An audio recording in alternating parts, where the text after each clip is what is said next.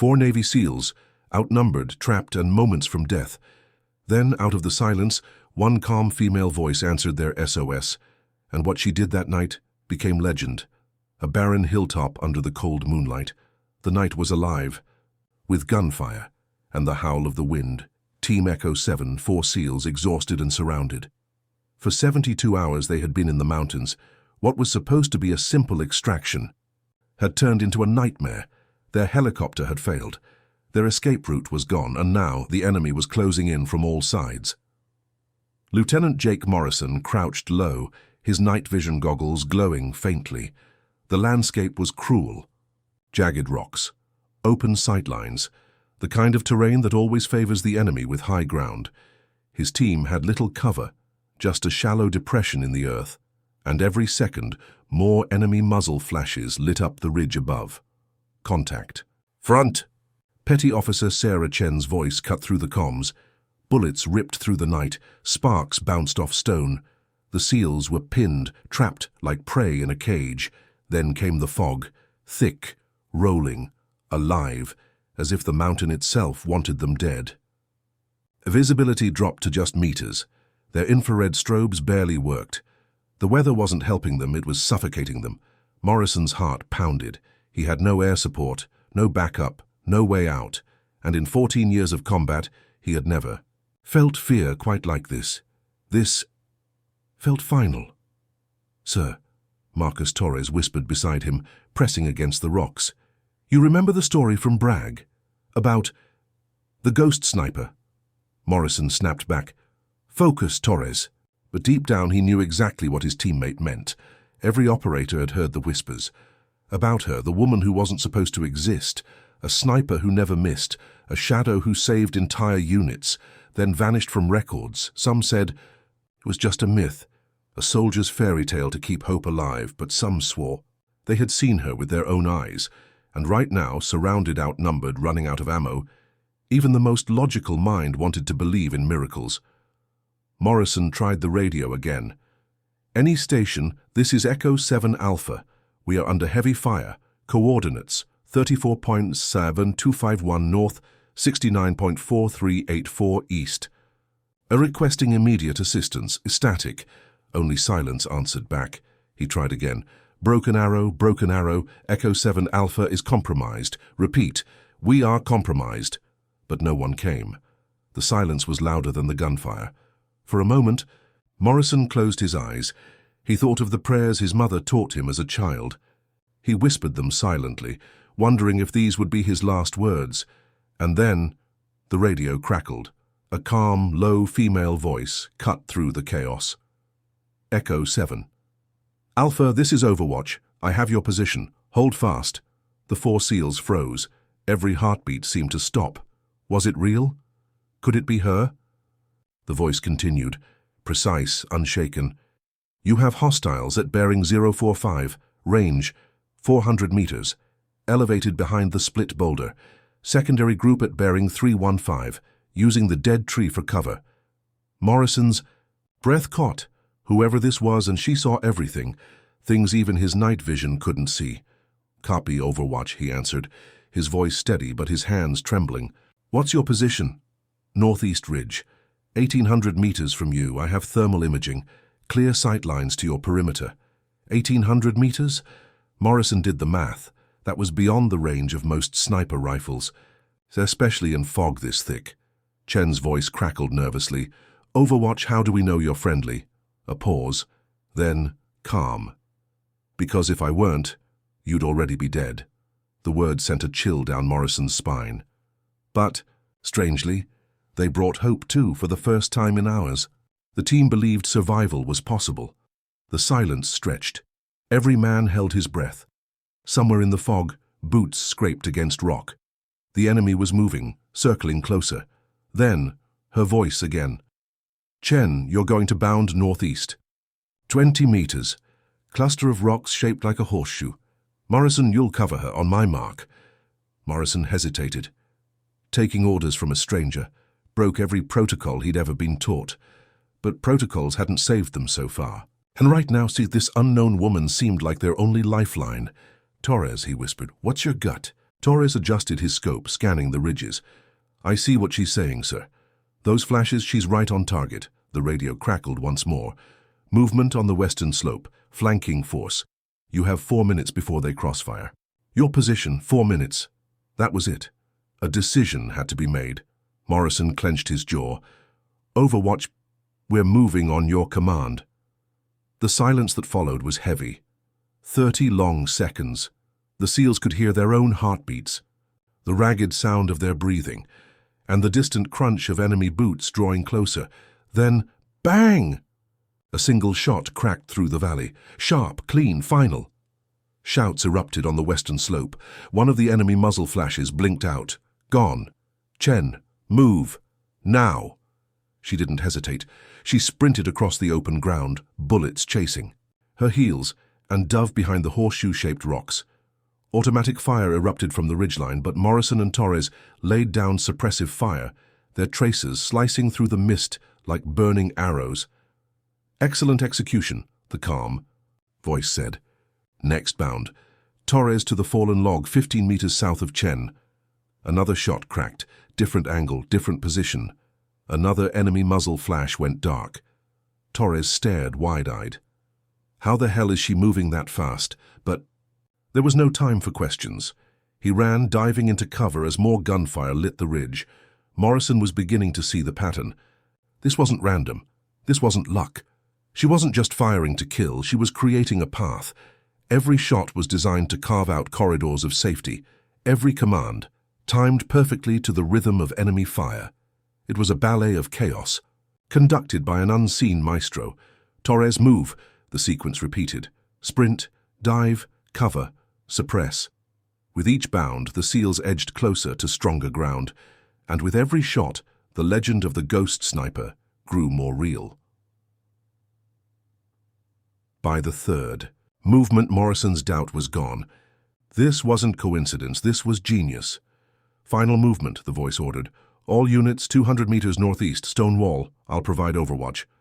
Morrison hesitated. He pressed his radio. "Overwatch, thank you." Her answer came sharp, almost cutting. "Save your gratitude until you're home safe." For a moment, Morrison froze. There was something in her tone. Not arrogance, not pride, but weight.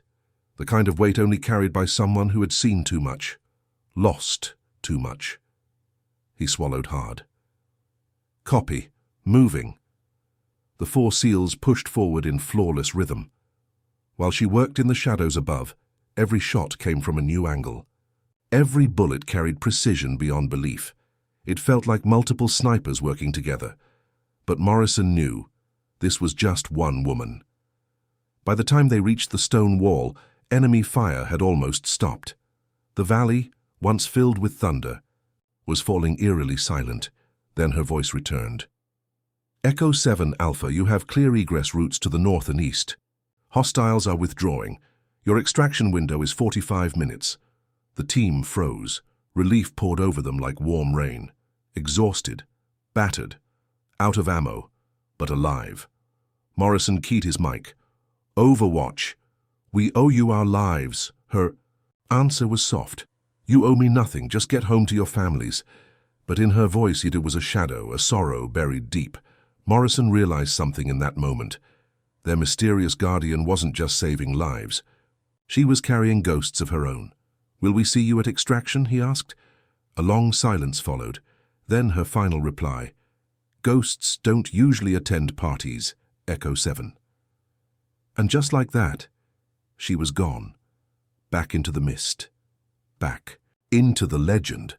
But for the first time all night, the SEALs weren't alone in despair. They were alone with hope.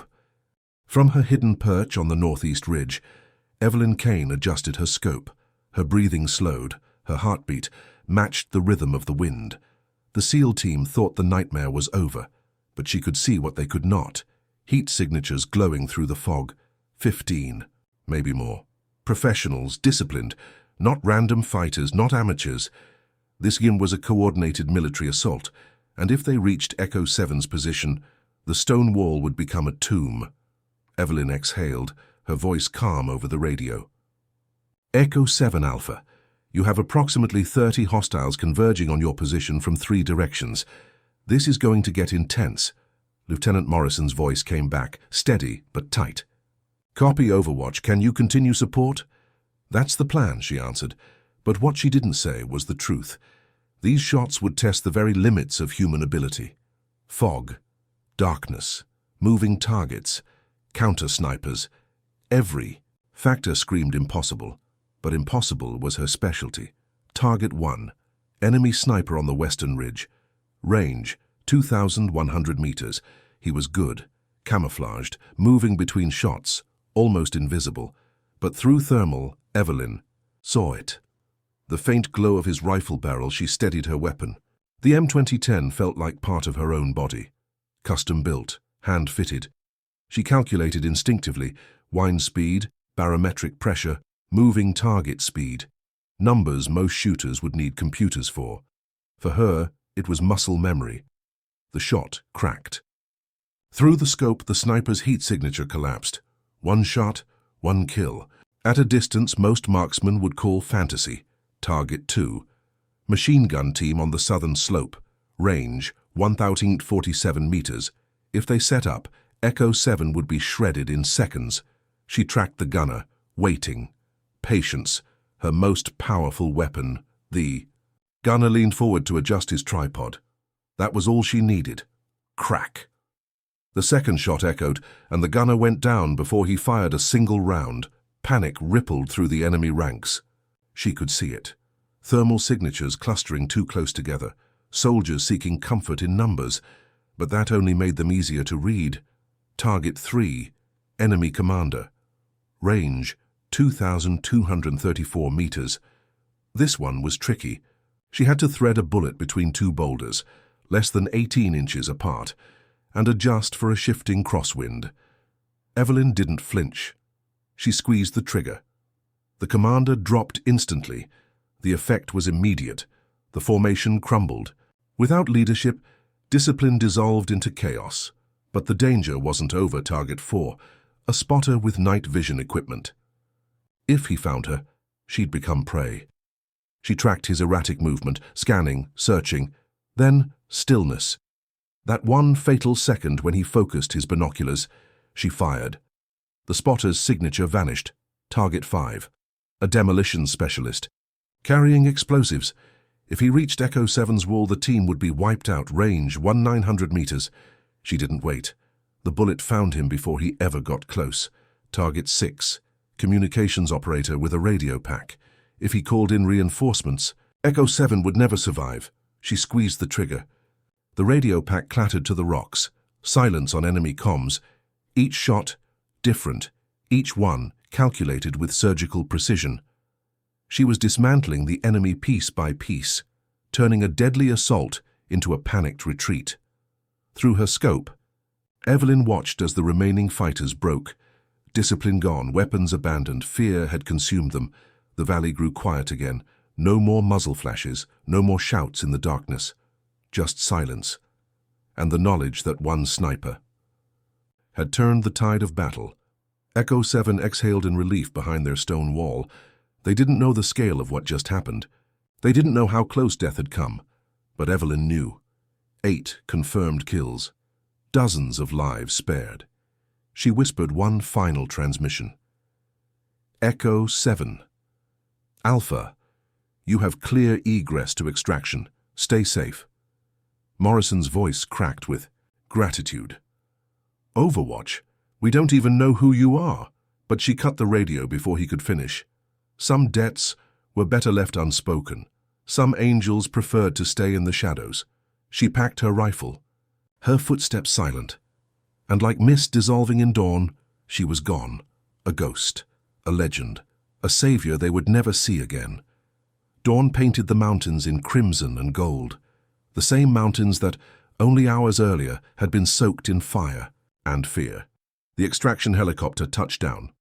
Rotor blades whipped the morning air, shaking loose dust and ash. Lieutenant Morrison supervised the loading.